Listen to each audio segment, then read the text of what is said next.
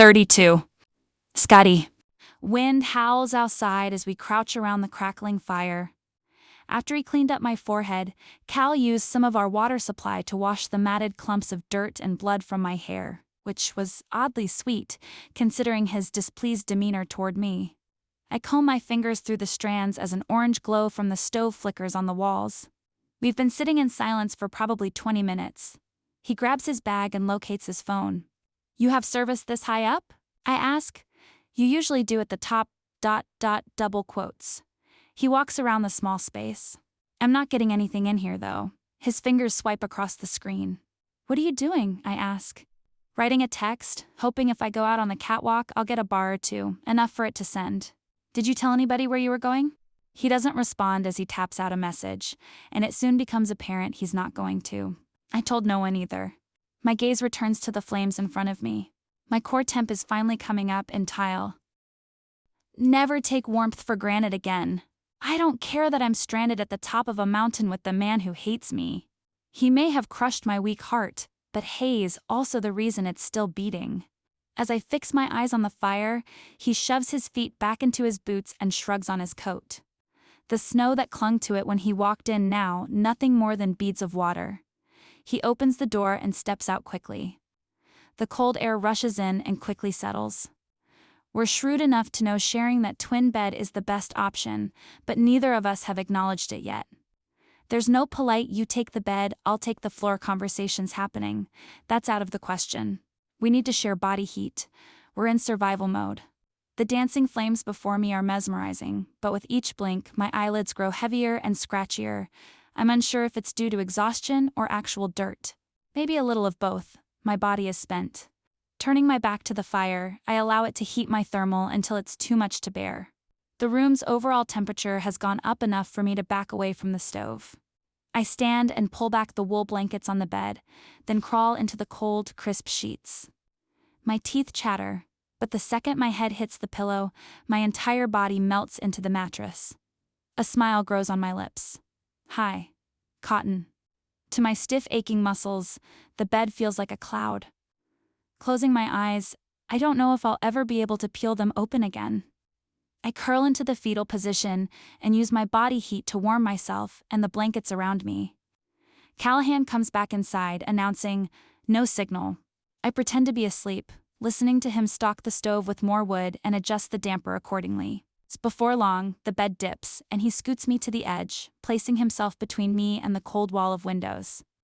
We lie side by side like sardines. Smells like the forest, same as when we were in Oregon together, and the scent engulfs me. I've missed it. "Curve into me," he whispers, his breath hot against my skin. Goosebumps spread like wildfire across my body. The way he says it is so affectionate it hurts. I swallow when he wraps an arm around my waist, pulling me into his chest and hips. The warmth of him at my back feels like coming home. Which is odd, because home is supposed to be stable and constant, and he is anything but. He is fleeting. This isn't cuddling, it's self-preservation, and nothing more. As much as it pains me, I can't help but soften in his arms. How terrible would it be to pretend for one night, just one last time, that it's not for survival? A tear leaks from my eye. That's not unusual when one is sleepy, but this one is accompanied by an ache inside my ribs and a lump in my throat. It's something I never thought I would feel again, at least not with Callahan Woods. He'll never be mine. So why does he hold me like I'm his? 33. Callahan. Day 2. Light pours through the shutter slats, and I lift my head off my pillow, confused why I'm waking up in a fire tower. Then I remember the events from the night prior. Fuck. A soft sigh from the woman pressed against my chest has me tightening my grip on her and dragging her closer. It's stupid, but up here, she's not somebody's wife, she's Scotty. And we're back. In Oregon, before she lied, before shit hit the fan, and we broke whatever we had into a million pieces. Dropping my cheek back to the pillow, I close my eyes, already wishing I could take back some of the things I said. There was some shouting last night. The pent-up anger I harbored came out in an explosion when she yelled at me after I returned with water. God, that was an expedition. My muscles are already sore from all the bushwhacking I did to get to the small stream. A couple spots had me nervous I wouldn't make it back. Then, as soon as I got in the door, she snapped, and so did I. We fought like cats and dogs. She had me fired up, and I let her know. That's not usually in my nature, as I don't care enough to fight with most women. Then there was the whole squirrel incident. A small smile plays on my lips. She wasn't about to take an ounce of shit from me yesterday, but that was yesterday, and this is today. First priority is keeping the fire stoked. I barely slept last night, having to get up and make sure the fire didn't go out. It's already time to add another log. Carefully, I roll her away from me and climb over her small figure. My bare feet hit the frigid floor and a chill shoots up my spine.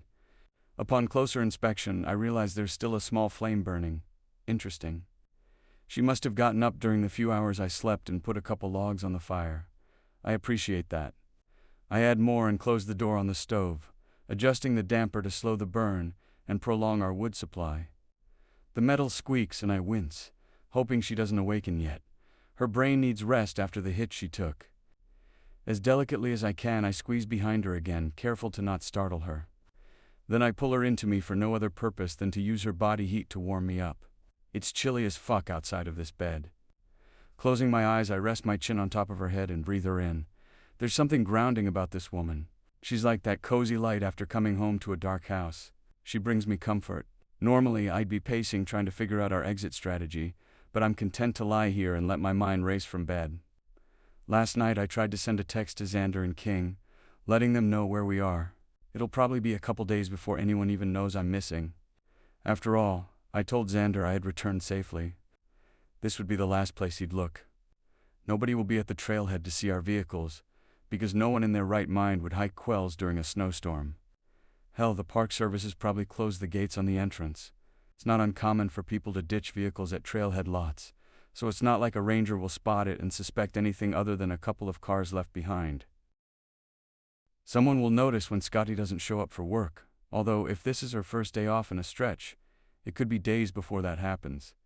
I turned off my phone to conserve the battery. I'll try to send a message again later. Doubt I'll have any more luck with the way the wind is whipping up around the lookout.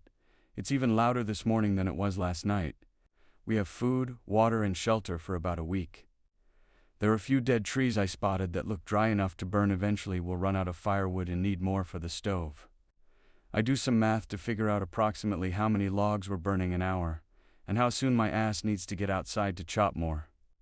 The lookout has 2 levels. The top is living quarters. The base, which is only accessible from outside, contains tool storage. I estimate we'll run out of wood by midday tomorrow. As far as a rescue goes, it's not like I can just call in air support. It doesn't work like it does in the movies, and even if I could, there's no way they could fly in this weather. We got ourselves up here, we're set on supplies, so we just have to wait it out, then get our asses back down when this bitch of a storm blows over. Unfortunately, it doesn't sound like she's letting up anytime soon. Scotty stirs in my arms and I release my hold on her despite myself. She pops up from the pillow and presses a palm to her forehead, then lies back down again. "Oh man, how's your head?" I ask. "No complaints yet," she says, her voice raspy with sleep. I smirk. Remember that voice from Oregon, after a night of phenomenal sex and trying to muffle her moans. The fact she's making jokes is reassuring. Fortunately, it also makes my cock twitch because I can confirm her statement. Our central night of snuggling and sex was something I'll never forget. It was exhilarating. I clear my throat and back up against the wall, before she feels my dick press into her from behind. Mild headache, but eyes better than yesterday. Just feel hungover. I hum in agreement. Sounds like the storm is raising hell out there. Are we gonna be okay? I shrug. Maybe. Her confidence is inspiring, she says, words oozing with irritation. There she goes, plucking my nerves again. Grumbling, I add, "What do you want? A guarantee? We're stuck on a mountain in a blizzard, the trail is blocked off, and you've got a head injury. We are barely okay as it is. I've been in life-threatening situations too many times, and sometimes they don't work out, especially considering we need to find a new path down, and the snow makes any bushwhacking even more treacherous in conditions ripe for storm slab avalanches." She rips the blanket off, bringing with it a cold draft, and swings her legs over the side to stand. Jesus, read the room. I wrench the covers back over me.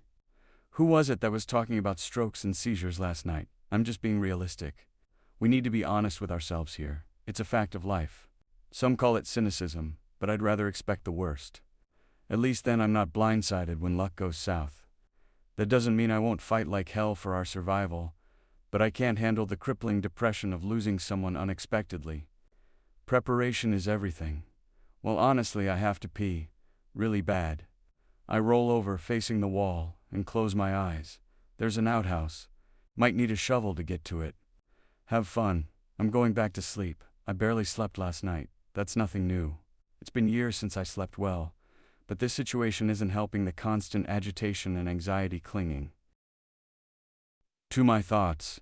My doctor has thrown around the term complex post-traumatic stress a few times, which basically means my brain is fucked, and there's nothing I can do about it, other than avoid alcohol and drugs, which is useless advice. If my mind is bust, I'm not going to deal with it sober. Good. Maybe it'll fix your attitude, she says. I crane my neck to see her wiggling into her hiking pants and tugging her thick socks on. The fire crackles in the stove and she holds her hands up to warm them. I ball up the pillow under my head, close my eyes and sigh. You talk a lot of shit, you know that, Prescott? I wish I could blame her for putting us in this situation, but to be fair, falling rocks are the one thing you can't prepare for. You can have all the right gear, have all the right experience, but if a rock or rolling log chooses to come down in your path, there's nothing you can do but meet your maker. It's a miracle she wasn't hit by another rock when she was knocked unconscious. Daylight pours into the room when she opens the door. Truthfully, she's lucky she's not dead. She punctuates that thought by yanking the door closed as hard as she can when she exits the lookout. The wind puts up a fight, but she gets her message across. It bears all the angst of a door slam. This is her brand of bullshit.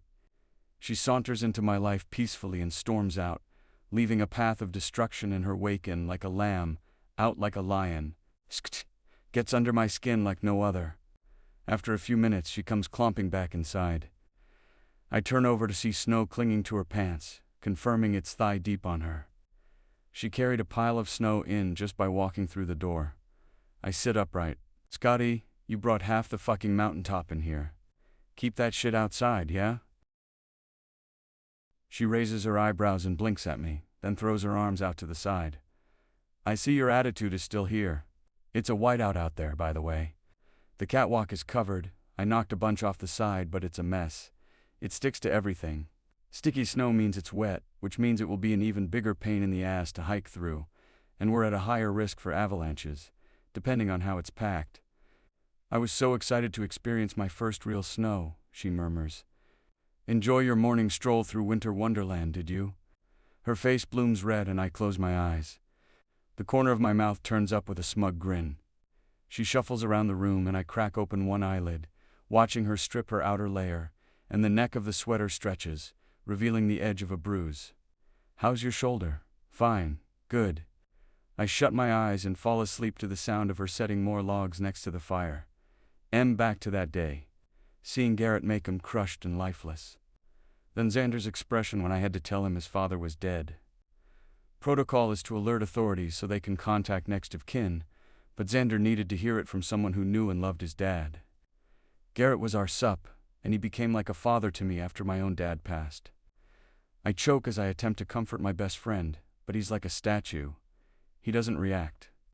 His face is coated with dirt and soot, and his clear eyes search mine for hope.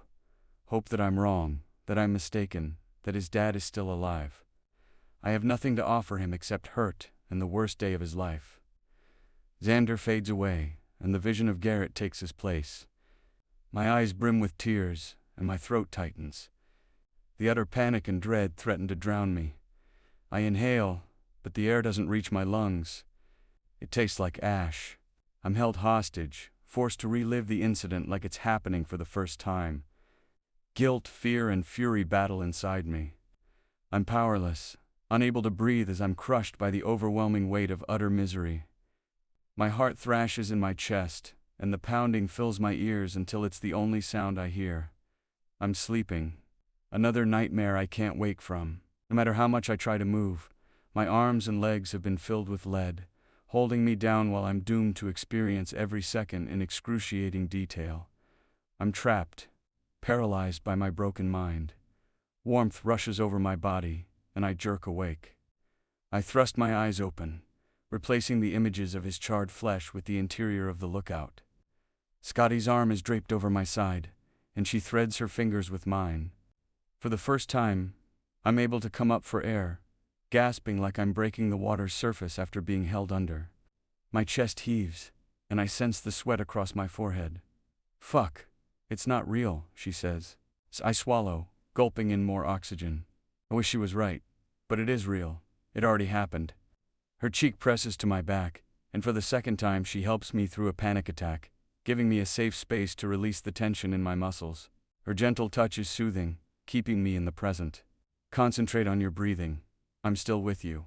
I squeeze her hand in mine, thankful to not be alone.